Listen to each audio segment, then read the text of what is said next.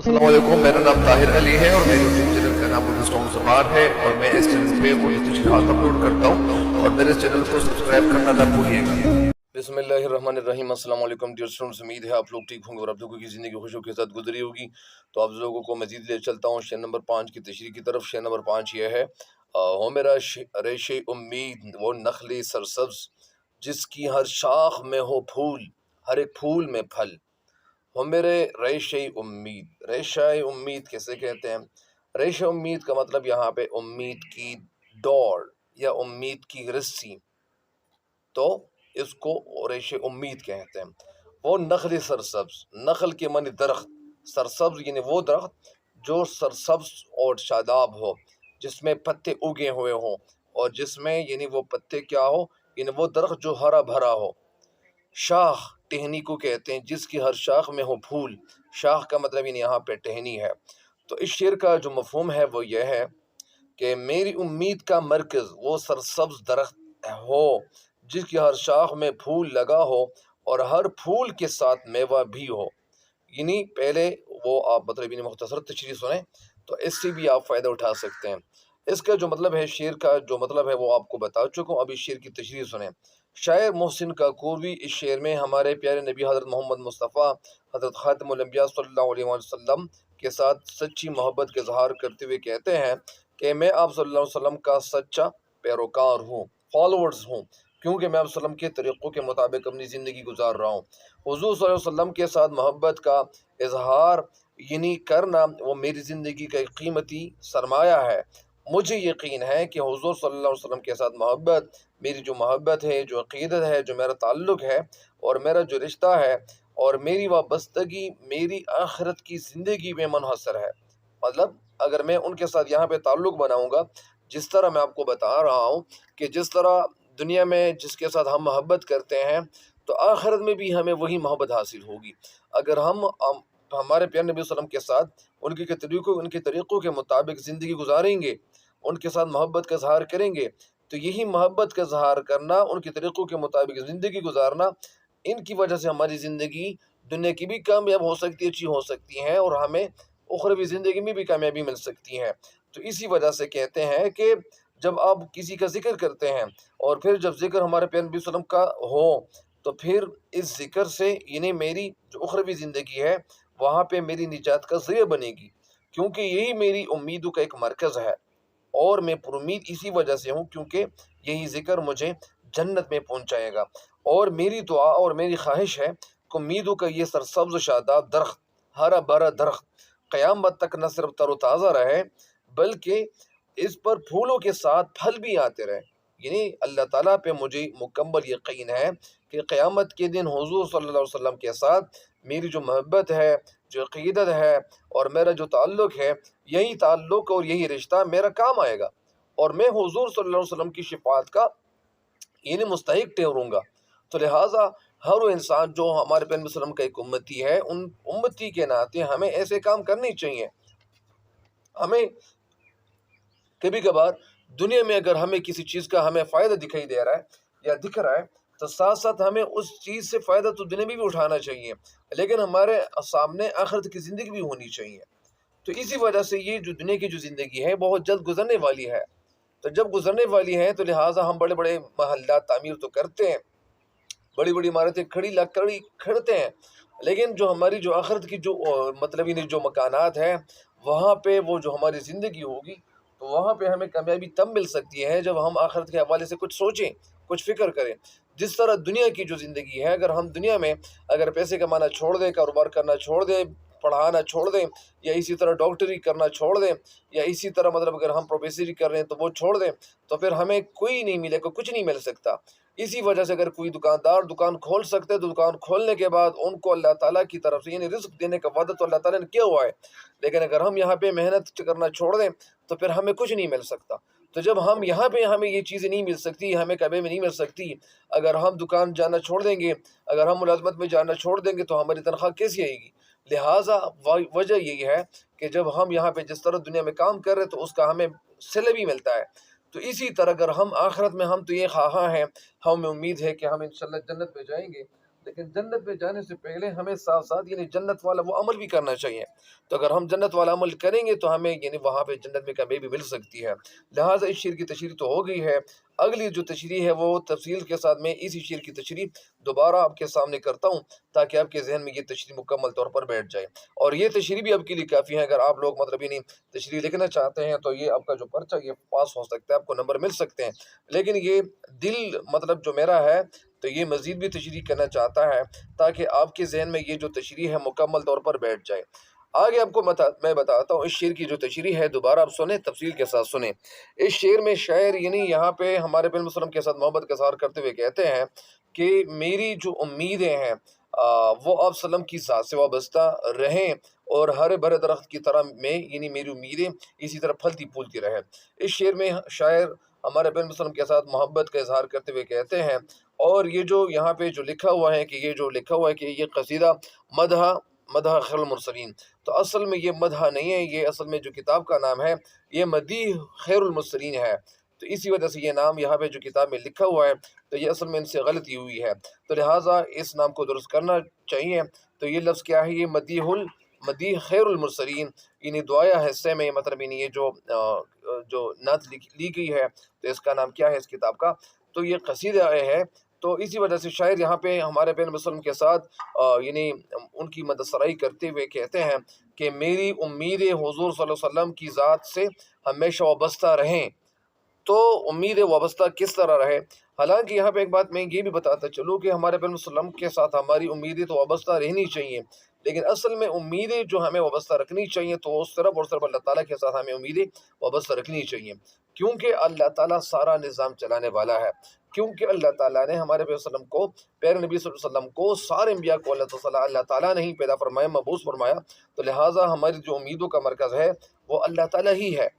اور اگر ہم اللہ تعالیٰ کی اطاعت کریں، اللہ کے احکام پر اپنی زندگی گزاریں اور ہمارے پیغمبر صلی اللہ علیہ وسلم کی جو طریقے ہیں ان کے طریقوں کے مطابق ہم 100% زندگی گزارنے کی کوشش کریں، تو پھر یہی اللہ تعالیٰ نے یعنی ان کو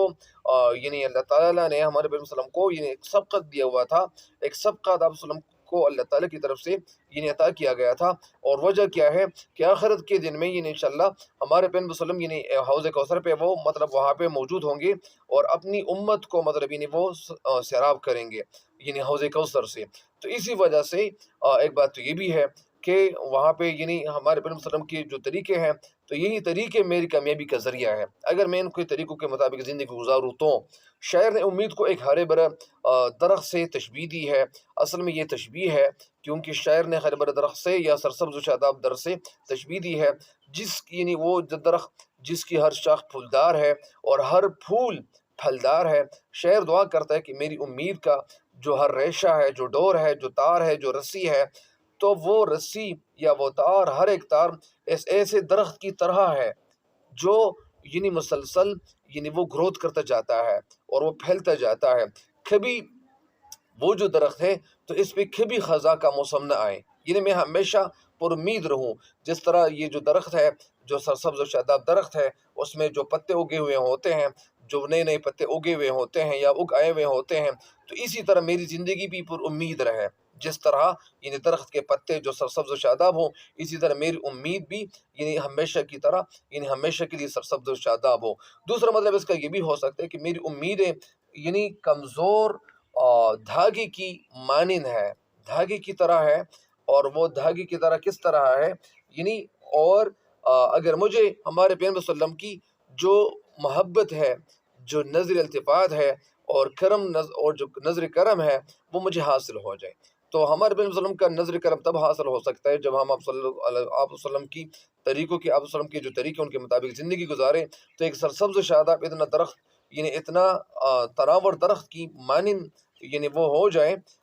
کہ جس طرح ہر شاخ پر وہ سینکڑوں پھول ہوں گے. یہ ظاہری بات ہے کہ ہر شاخ پہ وہ بہت سارے پھول ہوتے ہیں. اور پھر آگے کہتے ہیں کہ شاخ میں پھول اور پھل مراد یہ ہے کہ حضور صلی اللہ علیہ وسلم کی محبت و اطاعت کی بدولت دن اور آخرت کی جو برکات ہے اور جو برکتیں ہیں، جو فوائد ہیں، جو فائدے ہیں وہ حاصل ہوں گے. قرآن میں اللہ تعالیٰ نے واضح فرمایا ہوا ہے کہ آپ صلی اللہ علیہ وسلم کی محبت کی اور اطاعت کی بدولت اللہ کی محبت اور آخرت، اللہ کی محبت اور دنیا آخرت کی کامیابیاں مل سکتی ہیں۔ جس طرح آپ لوگوں کو میں نے آغاز میں بتا دیا کہ جب تک ہم اللہ تعالیٰ کے احکام پر حضور نبی کریم صلی اللہ علیہ وسلم کے طریقوں کے مطابق زندگی نہیں گزاریں گے تو ہمیں کامیابی نہیں مل سکتی۔ لہٰذا کامیابی ہمیں تب مل سکتی ہے جب ہم آپ وسلم کے طریقوں کے مطابق زندگی گزاریں۔ جس طرح انہیں جواب شکوہ کا آخری شعر ہے، اور یہ علامہ اقبال رحمۃ اللہ نے جو جواب شکوہ کا یہ جو نظم لکھی ہوئی تھی، تو یہ نظم انہوں نے 1913 میں لکھی ہوئی تھی۔ تو 1913 میں یہ جو نظم لکھی ہوئی تھی، تو اس نظم میں یعنی آپ وسلم کی تعریف، یعنی اللہ تعالیٰ کی طرف سے ایک جواب دیا جاتا ہے، اور وہ شعر آپ کے سامنے میں مطلب انہیں گزارش کرتا ہوں، شعر سناتا ہوں۔ جس طرح وہ کہتے ہیں شاعر علامہ اقبال رحمۃ اللہ علیہ، کی محمد سے وفا تو نے تو ہم تیرے ہیں، کی محمد سے وفا تو نے تو ہم تیرے ہیں، یہ جہاں چیز ہے کیا لوح و قلم تیرے ہیں۔ مطلب اگر آپ صلی اللہ علیہ وسلم نے، اگر لوگوں نے، امت نے آپ صلی اللہ علیہ وسلم کے طریقوں کے مطابق زندگی گزاری، کہ محمد سے وفا تو نے، اگر تم لوگوں نے آپ صلی اللہ علیہ وسلم کے ساتھ وفا کی، محبت کی، محبت یعنی آپ صلی اللہ علیہ وسلم کے طریقوں کے مطابق زندگی گزاری، آپ صلی اللہ علیہ وسلم کے طریقوں کے مطابق زندگی گزاری، آپ صلی اللہ علیہ وسلم کے طریقوں کے ساتھ محبت رکھی، تو ہم تیرے ہیں۔ اللہ فرماتا ہے کہ ہم تیرے ہیں، یہ جہاں چیز ہے کیا، اور پھر یہ جہان کیا چیز ہے، لوح اور قلم تیرے ہیں۔ لوح کا مطلب انہیں وہ تختی جس کے اوپر انہیں عمل نامے لکھے جاتے ہیں، قلم وہ قلم جس کے ذریعے سے انہیں عمل نامہ لکھا جاتا ہے، تو یہ سب کچھ تیرا ہے۔ لیکن جب ہم اللہ تعالیٰ کے ہو جائے،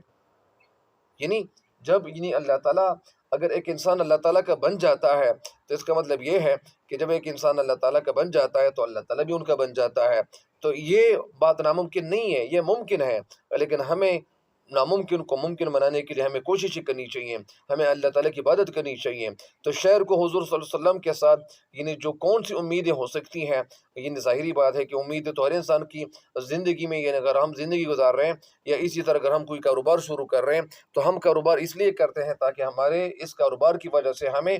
فائدہ ملے۔ ہم اپنے لیے، اگر ہمارے پاس ہمارا اپنا گھر نہ ہو تاکہ ہم اپنے لیے گھر خریدیں، پھر ہمارے دل میں یہ بات ہو سکتی ہے کہ ہم اپنے لیے گاڑی خریدیں، اور پھر اپنے بچوں کے لیے مطلب ان کی جو تعلیم ہے ان کے اوپر ہم صحیح طریقے سے توجہ دیں۔ تو اگر ہم زیادہ توجہ دیں گے ان کی تعلیم پہ بھی، اور ان کے اپنے لیے گھر بھی خریدیں گے، گاڑی بھی خریدیں گے، تو اسی طرح وہ جو ہمارے بچے ہیں تو ان کی زندگی بھی گزر جائے گی، ان کی زندگی میں مطلب ان کو زیادہ کامیابیاں ملیں گی۔ تو یہ والدین کی جو زندگی ہے وہ یہی زندگی ہوتی ہے، ان کی یہی سوچ ہوتی ہے، تاکہ اسی وجہ سے تو وہ یہ کاروبار کرتے ہیں۔ اسی طرح یہاں پہ جو شاعر نے جو مطلب بتایا ہوا ہے، تو شعر کا جو مقصد ہے اور جو محبت کا اظہار ہے، وہ محبت کا اظہار کیوں کرتا ہے، کس طرح کرتا ہے، تو یہاں پہ شاعر نے ہمارے نبی وسلم کے ساتھ کون سی وہ امیدیں وابستہ کی ہوئی ہے۔ امیدیں تو ظاہری بات ہے کہ ہر انسان کو یہ پتہ چلتی ہے ان امیدوں کے حوالے سے کہ ہر عاشق کی خواہش ہوتی ہے، ارمان اور ایک آرزو ہوتی ہے کہ وہ محبوب کا دیدار حاصل کرے، ان کا دیدار کریں، محبوب کے لیے اپنی جان کی بازی بھی لگائیں، اور اس کی خاطر مشکلات وہ بھی برداشت کریں، مشکلات کو بھی مطلب وہ برداشت کریں، تاکہ وہ جو محبوب ہے محبوب کی نظروں میں خود کو کامیاب کر سکے، تو اسے محبوب کی توجہ اور التفات حاصل ہو۔ اور یہ دنیاوی محبت کے حوالے سے بھی بات ہو رہی ہے، چنانچہ شاعر کو دنیا میں حضور صلی اللہ علیہ وسلم کے ساتھ کہ خواب میں زیارت اور وسلم کے روزہ پر حاضری کی امید ہو سکتی ہے۔ مطلب شاعر کو کیا ہو سکتی ہے کہ نبی وسلم کے ساتھ یہ امید ہو سکتی ہے، تاکہ شاعر کیا ہے۔ اور ایک وجہ یہ بھی بتا دوں کہ یہ جو محسن کاکوروی تھے تو ان کی عمر تقریباً 9 سال تھی اس وقت انہوں نے ہمارے پیغمبر صلی اللہ علیہ وسلم کا ان کی زیارت کی ہوئی تھی، تو یہ بھی بڑی سعادت کی بات ہے، خوش نصیبی کی بات ہے۔ اسی وجہ سے ایسے محبوب کی توجہ التفات حاصل ہو، اسی وجہ سے آگے کہتے ہیں کہ جو ہر عاشق رسول صلی اللہ علیہ وسلم کی میں آپ کو بتاتا چلوں، چنانچہ شاعر کو دنیا میں حضور صلی اللہ علیہ وسلم کی خواب میں زیارت اور آپ صلی اللہ علیہ وسلم کے روزے پر حاضری کی امید ہو سکتی ہے۔ جو ہر عاشق رسول صلی اللہ علیہ وسلم کی ایک دلی خواہش ہوتی ہے، ایک دلی تمنا، تو ہر مسلمان اسے اپنی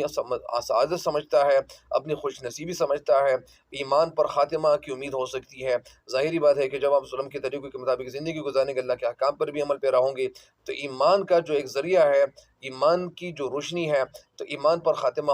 امید ہو سکتی ہے کہ وہ کہتے ہیں کہ یار میرا جو خاتمہ ہے وہ ایمان پر ہو، قبر میں راحت اور آرام کی زندگی مجھے میسر ہو، آخرت میں شاعر کو حضور صلی اللہ علیہ وسلم کی شفاعت کی امید ہو سکتی ہے۔ جس کی وجہ سے اسے اللہ کی پکڑ اور جہنم کے عذاب سے وہ نجات ممکن ہو سکتی ہے۔ محسن کاکوری اسی قصیدے میں آگے چل کر وہ اپنی امیدوں کا، اپنی خواہشات کا جو اظہار کرتے ہیں، یا اسی وجہ سے ایک دو شعر آپ کے میں سماعتوں تک پہنچانے کی کوشش کرتا ہوں۔ وہ دو شعر یہ ہے کہ دین و دنیا میں کسی کا نہ سہارا ہو مجھے، دین و دنیا میں کسی کا نہ سہارا ہو مجھے، صرف تیرا ہو بھروسہ، تیری قوت تیرا بل، آرزو ہے کہ تیرا دھیان رہے نہ تا دم مرگ۔ دوسرا شعر، آرزو ہے کہ تیرا دھیان رہے تا دم مرگ، شکل تیری نظر آئے مجھے جب آئے اجل۔ شکل کا مطلب یہاں پہ ہمارے پیغمبر صلی اللہ علیہ وسلم کی وہ کیا ہے، ہمارے پیغمبر صلی اللہ علیہ وسلم کا چہرہ مبارک کی طرف اشارہ ہے۔ تو شعر کہتے ہیں کہ جس طرح کمزور اور اسی طرح وہ پتے جو ان تک غذا نہیں، جس طرح کمزور اور نحیف رگیں پتوں کو غذا پہنچا کر سرسبز کرتی ہے، جس طرح جو کمزور وہ جو رگیں ہوتی ہیں، وہ جڑیں ہوتی ہیں، تو ان کے ذریعے سے وہ کیا کر سکتا ہے، اگر وہ جڑیں کمزور ہو تو وہ جو پودے ہیں ان تک غذا پہنچانا یہ مشکل کام ہوتا ہے۔ لیکن یہاں پہ کہنا یہ چاہتے کہ پتوں کو غذا پہنچا کر سرسبز کرتی ہے، اور اسی طرح اللہ تعالیٰ یہ کرتا ہے کہ ایک کمزور رگیں جو ہوتی ہیں، اس کے باوجود اللہ تعالیٰ ان تک جو رسائی کرتا ہے غذا پہنچا کر، تو وہ جو جڑیں ہوتی ہیں، جڑوں کے ذریعے سے پانی پہنچتا ہے، اور اسی وجہ سے جو پانی پہنچتا ہے تو اس کی وجہ سے یہ جو درخت ہے وہ سرسبز و شاداب ہوتا ہے، تو شاخوں کو مضبوط کرتی ہے اور درخت کو پھولدار اور پھلدار بناتی ہے۔ بالکل اسی طرح ہمارے پیغمبر صلی اللہ علیہ وسلم کی جو اطاعت ہے، جو فرمانبرداری ہے اور محبت کا جو نتیجہ ہے، وہ مجھے دنیا اور آخرت دونوں جہانوں میں ہمیں کامیابیوں سے ہمکنار کر سکتا ہے۔ یہی محبت مجھے کامیابیاں دے سکتا ہے۔ آپ صلی اللہ علیہ وسلم کے روزے پر حاضری نصیب ہوگی، میرا خاتمہ ایمان پر ہوگا، موت کے وقت آسانی ہوگی، عذاب قبر سے نجات ملے گی، اور اسی طرح قیامت کے دن حضور صلی اللہ علیہ وسلم کی جو شفاعت ہے وہ نصیب ہوگی۔ تو یہ ایک انسان کے لیے اور ایک مسلمان کے لیے ایک بڑا تحفہ یہ ہوتا ہے۔ ظاہری بات ہے کہ ہر انسان کی جو یہاں پہ زندگی ہوتی ہے، بہت سارے علماء، بہت ساری جو جو امت محمد صلی اللہ علیہ وسلم کی جو امت ہے وہ یہ سوچتے ہیں، اور آج کی اگر آپ کو میں ایک بات یہ بھی بتا دوں کہ آج کل زیادہ جو تبلیغ حضرات ہے یا جو علماء ہے، تو وہ بیانات کیوں کرتے ہیں، وہ اللہ تعالیٰ کے حکام اور حضور نبی کریم صلی اللہ علیہ وسلم کے طریقوں کے مطابق وہ زور کیوں دیتے ہیں، وہ اس لیے دیتے ہیں کہ کل اگر مجھ سے اللہ تعالیٰ پوچھے کہ میں نے تجھے علم سے نوازا تھا، کیا تو نے وہ علم دوسروں کو آپ نے پہنچایا ہوا ہے، کیا تو نے ان کا اظہار صحیح طریقے سے کیا ہوا تھا؟ یا اسی طرح آج کل جو تبلیغی حضرات وہ لگے ہوئے ہیں اور وہ ایک جگہ سے دوسری جگہ پہ وہ ہجرت کرتے ہیں، اپنے گھروں کو چھوڑ کر، اپنے بچوں کو چھوڑ کر، اپنے کاروباروں کو چھوڑ کر، اپنی ملازمت کو چھوڑ کر، اپنی ڈاکٹری کو چھوڑ کر، اور اسی طرح اپنی دکانداری کو چھوڑ کر وہ جب نکل جاتے ہیں اللہ تعالیٰ کی دین کے کو عام کرنے کے لیے، اور اللہ تعالیٰ کے بندوں کو صحیح مومن بنانے کے لیے، ان کو ایمان کی روشنی سے سرفراز کرنے کے لیے، یا اسی طرح بیرونی ممالک میں زیادہ تر جو تبلیغ حضرات ہوتے ہیں وہ جو سفر کرتے ہیں، ان تبلیغ حضرات میں علماء بھی وہ پیش ہوتے ہیں، تو جب علماء ہوتے ہیں ان کے ساتھ تو ان سے زیادہ لوگ فائدہ اٹھا سکتے ہیں۔ اسی طرح یہ لوگ یہ کام اس لیے کر رہے ہیں تاکہ یہ ان کے لیے ایک نجات کا ایک ذریعہ بنے۔ جس طرح یہاں پہ میں نے آپ کو یہ بھی بتا دیا کہ یہاں پہ جو ایک شخص ہے وہ دکانداری اس لیے کرتا ہے تاکہ ان کو کامیابی ملے اور ان کے بچوں کو کچھ نہ کچھ سہولیات ملے، یا ایک کاروبار شخص ہے وہ کاروبار اس لیے کرتا ہے۔ تو میں نے آپ کو اس لیے بتا دیا کہ جب ایک انسان یہاں پہ جو تبلیغی بھائی ہیں یا جو علماء ہیں جو اپنی ڈیوٹی سر انجام دے رہے ہیں، تو وہ اس لیے سر انجام دے رہے ہیں تاکہ آخرت میں ان کی کامیابی نصیب ہو اور ان کی زندگی خوبصورت ہو۔ میں کبھی کبھار یہ جو حاجی عبدالوہاب رحمہ اللہ ہے ان کا ذکر بھی میں کرتا ہوں، اور ذکر اس لیے کرتا ہوں کیونکہ وہ بھی ایک مبلغ تھے، اور انہوں نے بھی بہت ساری اور جو محنتیں تھی وہ صرف کی ہوئی تھی، ان کی ساری زندگی اللہ تعالیٰ کے جو احکام ہیں، حضور صلی اللہ علیہ وسلم کے جو طریقے ہیں ان کے مطابق زندگی وہ گزار رہے تھے، اور ظاہری بات ہے کہ ان کی زندگی بہت ہمارے لیے ایک ذریعہ بھی ہے۔ اسی وجہ سے ان کو اللہ تعالیٰ نے بہت زیادہ عزت بھی عطا کی ہوئی تھی، ان کو دنیاوی عزت بھی اللہ تعالیٰ نے عطا کی ہوئی تھی۔ پھر وجہ کیا تھی؟ وجہ یہی ہوتی ہے کہ وہ اس لیے اتنی زیادہ وہ محنت کر رہے تھے تاکہ آخرت میں ان کی جو زندگی ہے وہ سنور جائے۔ تو اسی وجہ سے کچھ لوگ یعنی اپنے اپنے انداز سے یا اسی طرح انسان اور ہر پرندہ ہر جانور اللہ تعالیٰ کی جو حمد و ثنا بیان کر رہی ہوتی ہے تو ان کا مقصد یہی ہوتا ہے تاکہ ان کو کامیابی ملے۔ اسی وجہ سے عام انسان بھی کچھ نہ کچھ کسی نہ کسی حالت میں یعنی وہ محنت کر رہے ہیں یا لوگوں کے ساتھ مدد کر رہے ہیں، یہاں پہ جو غریب کے کام آ رہے ہیں، یا اسی طرح میں نے ٹک ٹاک پہ بھی کچھ ایسی ویڈیوز دیکھی ہوئی ہے، تو وہ لوگ یعنی بہت سارے لوگ آج کل لگے ہوئے ہیں، وہ ان کے پاس کچھ نہ کچھ جو پیسے ہوتے ہیں تو وہ ان پیسوں کو مطلب غریبوں کو دیتے ہیں تاکہ ان کی زندگی اچھی گزرے، کیونکہ وہ اپنے لیے اپنے بچوں کے لیے کچھ کھانے پینے کے لیے کوئی چیزیں خریدیں، تو اسی وجہ سے تاکہ اللہ تعالیٰ اس سے راضی ہو۔ تو اسی وجہ سے اللہ تعالیٰ کو راضی کرنے کے لیے بہت سارے طریقے ہیں۔ تو میں آپ کو یہ بتا رہا ہوں کہ یہاں پہ شاعر یعنی محبت کا اظہار اس طرح کرتے ہیں، عام لوگ اس طرح کرتے ہیں، اور اسی طرح جو ڈاکٹر ہوتے ہیں، کچھ ڈاکٹر ایسے بھی میں نے دیکھے ہوئے کو فیس نہیں لیتے، یعنی وہ فیس اس لیے نہیں لیتے تاکہ وہ کہتے ہیں کہ میری جو آخرت کی زندگی وہ صبر ہو جائے۔ اللہ تعالیٰ اسی طرح سارے ڈاکٹروں کے دل اور اللہ تعالیٰ ان کی سوچ اسی طرح بنائے تاکہ وہ اللہ کی رضا کے لیے کچھ نہ کچھ کرتا رہے۔ بہرحال اسی وجہ سے یہاں پہ جو شاعر نے جو انداز اختیار کیا ہوا ہے وہ اسی وجہ سے اختیار کیا ہوا ہے کہ میں آپ کو بتانا یہ چاہ رہا ہوں کہ ہماری زندگی کا یہاں پہ جو مقصد ہے، اور اسی وجہ سے یعنی شاعر کا جو مقصد تھا وہ یہی تھا۔ میں آپ کو یہ بھی بتا چکا ہوں کہ ڈاکٹر کا مقصد یہ ہوتا ہے کہ وہ اللہ تعالیٰ ان سے راضی ہو جائیں، یا اسی طرح تبلیغی جو بھائی ہوتے ہیں وہ اس لیے یہ کام کرتے ہیں تاکہ ان کی زندگی آخرت کی، دنیا کی اور آخرت دونوں کی وہ بن جائے۔ اسی طرح ہر انسان اپنے اپنے انداز سے وہ اللہ کو اور اللہ تعالیٰ کے پیارے نبی حضرت محمد مصطفیٰ صلی اللہ علیہ وسلم کے طریقوں کے مطابق زندگی گزارتے ہیں تاکہ اللہ تعالیٰ ان کو ملے، اور اسی وجہ سے کہ محمد سے وفاتوں نے تو ہم تیرے ہیں، یہ جہاں چیز ہے کیا لوح و قلم تیرے ہیں۔ تو اسی وجہ سے جب ہم اسی طرح زندگی گزاریں گے، ہماری زندگی سے لوگوں کو فائدہ پہنچے گا، تو تب اللہ تعالیٰ ہم سے راضی ہوگا، اور جب ہم سے اللہ تعالیٰ راضی ہو جائے تو ہمارے ساتھ اللہ تعالیٰ بہت اچھا سلوک کرے گا، قبر میں بھی اور آخرت کی زندگی میں بھی۔ مجھ امید ہے کہ انشاءاللہ آپ ان اشعار کی تفسیر سے فائدہ اٹھائیں گے۔ تب تک کے لیے مجھے دیجیے اجازت۔ اللہ نگہبان۔